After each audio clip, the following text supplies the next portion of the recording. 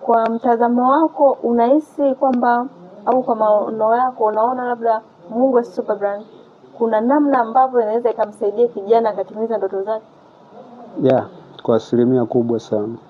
Vijana tuna changamoto sana kutunza pesa. Hata tunajaribu kufanya katika mabenki huko, ila kwa sababu una uhuru wa kwenda kuichukua, muda wote unapata vishawishi unaenda unachukua na unashindwa kufikia malengo yako yanapofika sana mwisho wa mwaka. Ila hapa Mungwe manake unatakiwa utimize majukumu yako ya kitu ambacho unatazamilia kukipata. Kwa ile inakusaidia kwamba utafanya mambo mengine ila bado utakuwa umefocus katika ndoto zako ambazo mwisho unashangaa tu mwisho wa mwaka umefika umefanya kitu kikubwa. Kwa hiyo vijana ni nafasi yetu, na sio vijana tu, kwa mtu yeyote ambaye ana malengo yake, nadhani Mungwe iko salama kwake kwa kutimiza ndoto zake.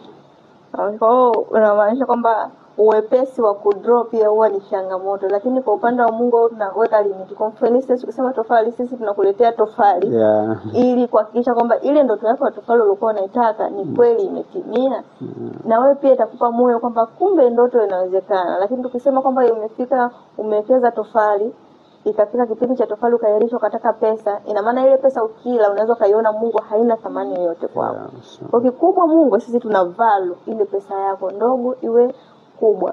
Kwa hiyo tunaangalia jinsi gani hata wale ambao walikuwa wana matumaini ya kukata tamaa kabisa kwamba haiwezekani kujenga, haiwezekani kumiliki vyombo vya moto, haiwezekani kumiliki kiwanja, lakini haiwezekani kuwa na stock benzo ya chakula. Unajua kuwa tuna stock ya chakula ni kesi nyingine na kuwa na kumiliki kiwanja ni kesi nyingine. Na the first time Mungu alianza kama Mungu shop, ilikuwa na dili na vyakula tu.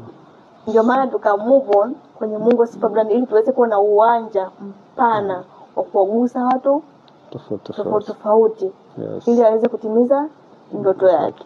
Kwa sisi tunashukuru sana na ukawe balozi mzuri kwetu. Kwa yoyote ambaye atakuuliza kuhusu Mungwe usipate shida, muelekeze kwamba Mungwe iko watu wa Ngoma Alexia, fika ofisini.